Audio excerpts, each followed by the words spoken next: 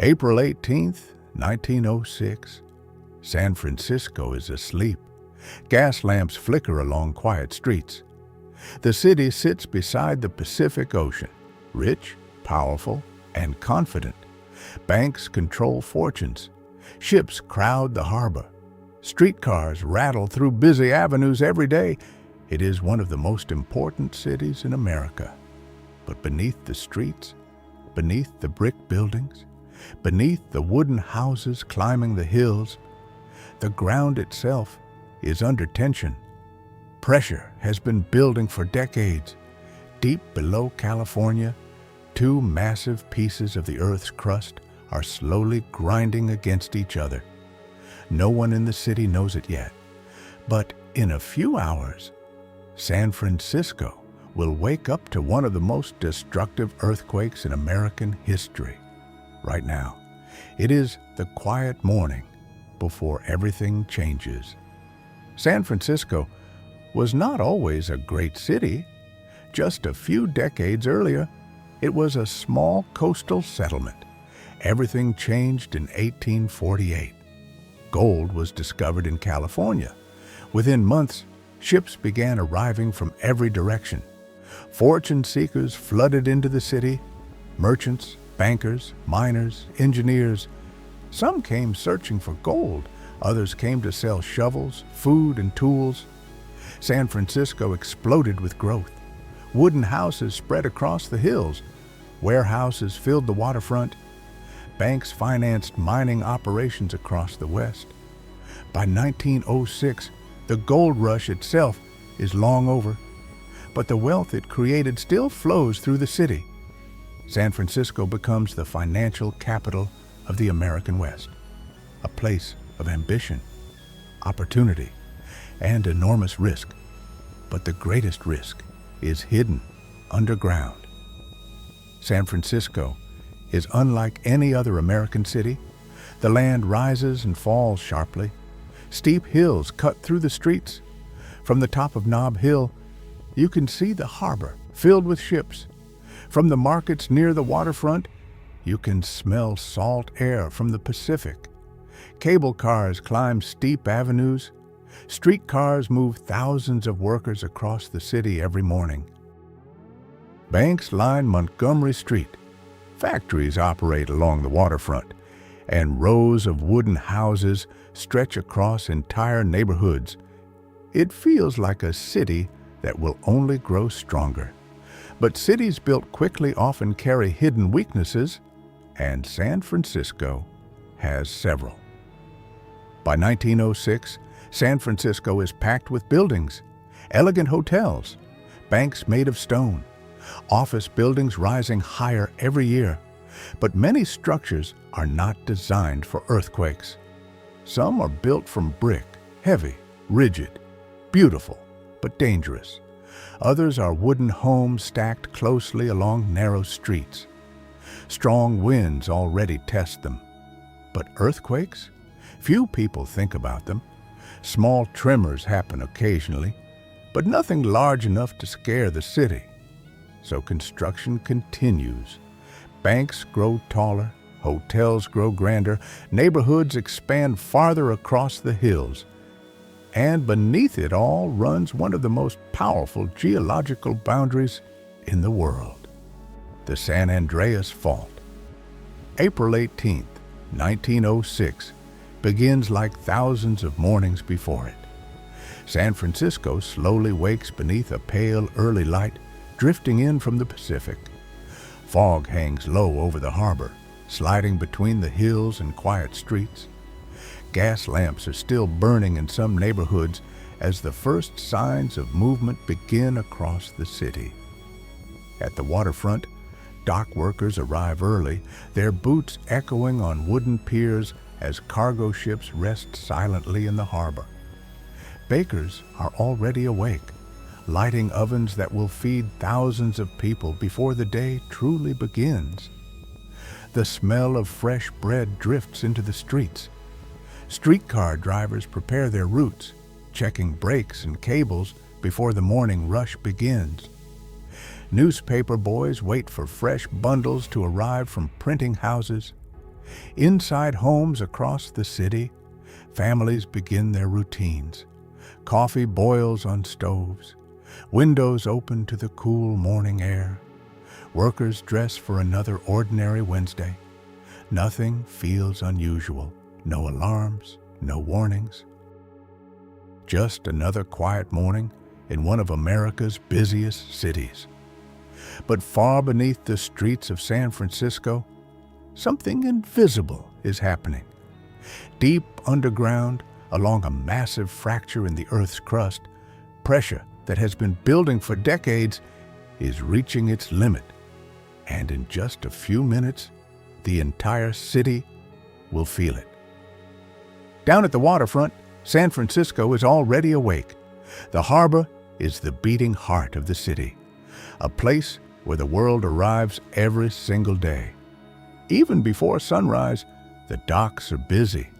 Large steamships sit anchored in the bay, their dark silhouettes rising through the morning fog. Some have arrived overnight from Asia, carrying cargo from Yokohama, Shanghai, and Hong Kong. Others come from the American coast, loaded with timber, coal, and machinery. Sailors shout across the decks as ropes are thrown to the docks. Heavy wooden cranes creak as workers begin unloading cargo. Longshoremen move quickly, rolling barrels across planks, lifting crates, stacking goods that will soon travel inland by rail. The smell of salt water mixes with coal smoke from the ship's engines. Somewhere nearby, a steam whistle echoes across the bay. Railway cars wait beside the docks, ready to carry goods east across the continent.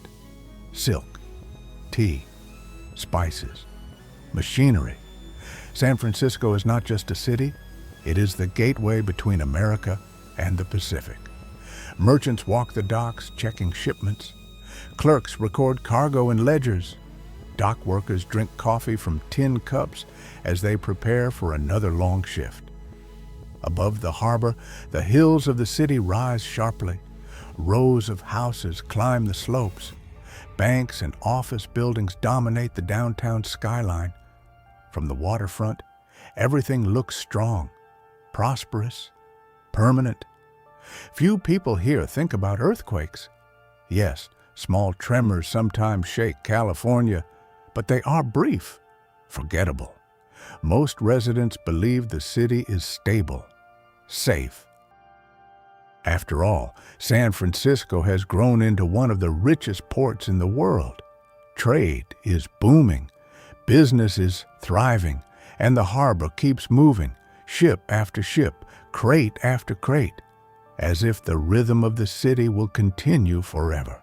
But beneath the quiet waters of the bay and beneath the foundations of the docks, the earth itself is slowly shifting.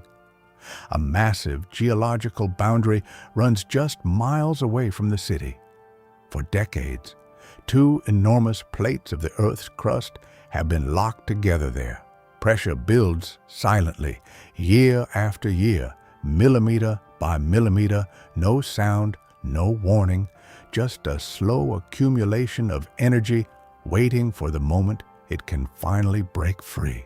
And in only a few hours, that moment will arrive. It is just before dawn in San Francisco.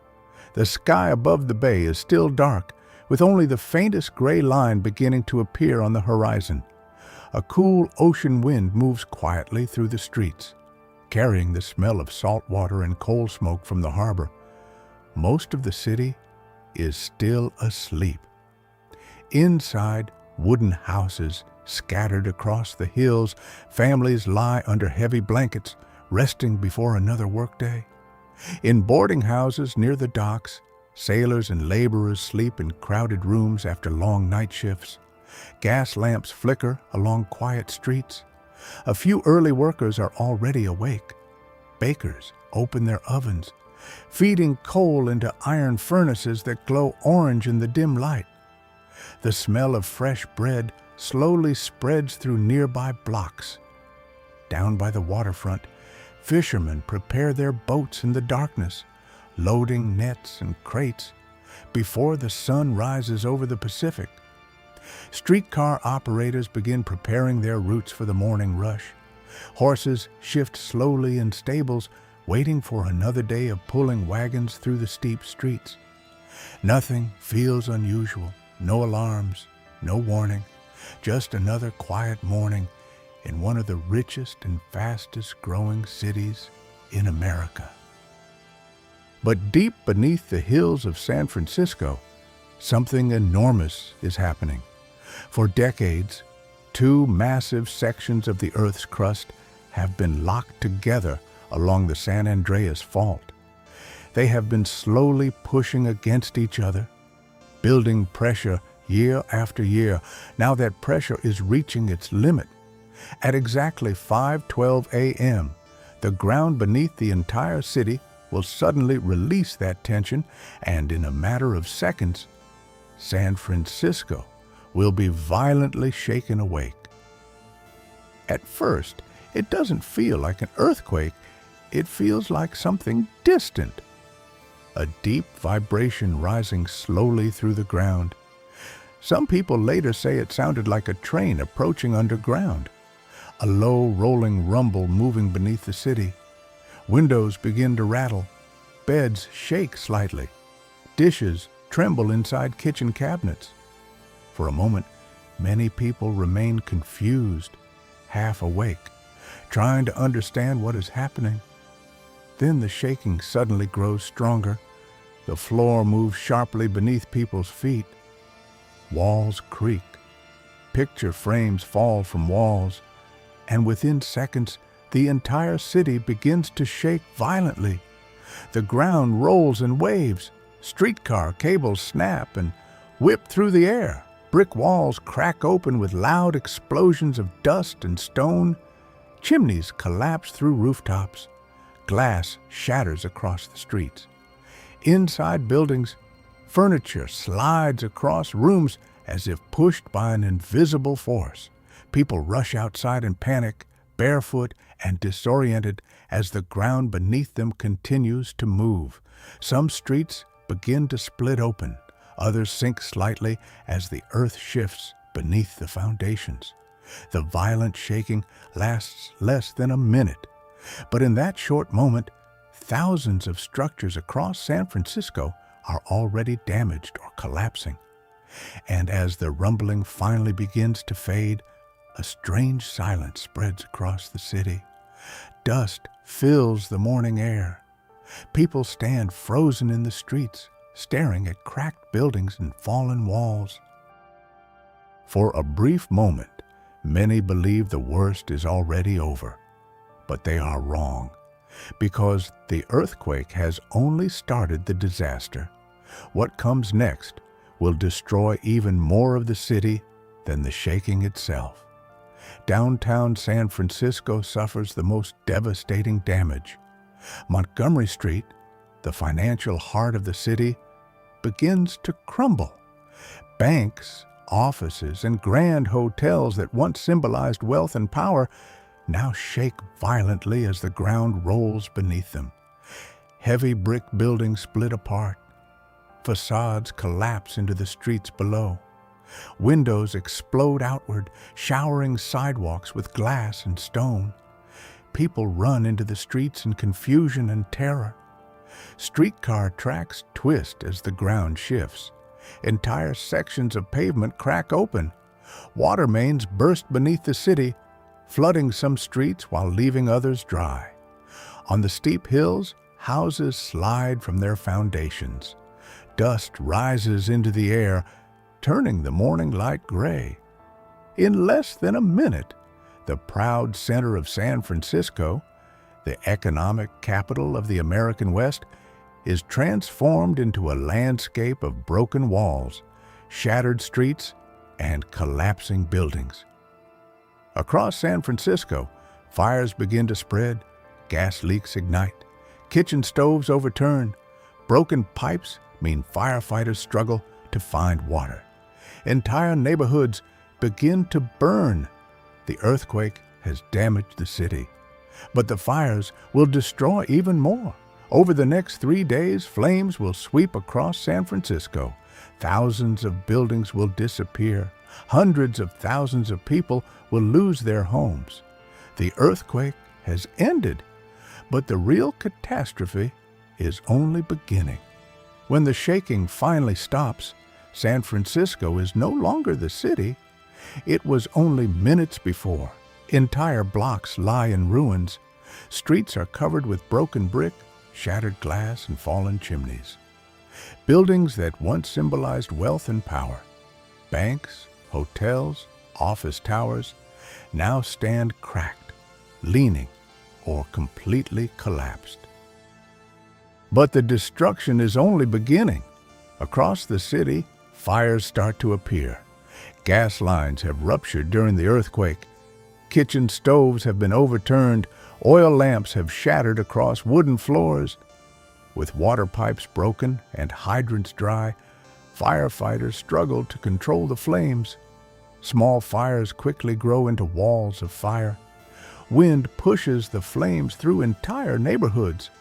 Wooden homes ignite one after another.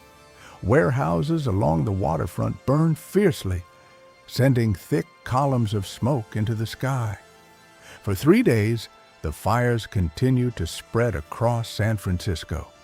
Residents flee toward open areas and the shoreline, carrying whatever they could grab in the chaos: blankets, photographs, small bags of belongings. By the time the flames finally die out, more than 28,000 buildings are gone. Over 200,000 people, more than half the city, are suddenly without homes. Yet, even in the middle of the destruction, something remarkable begins. People return. They clear debris. They build temporary shelters. And slowly, from ash and rubble, San Francisco begins preparing to rise again.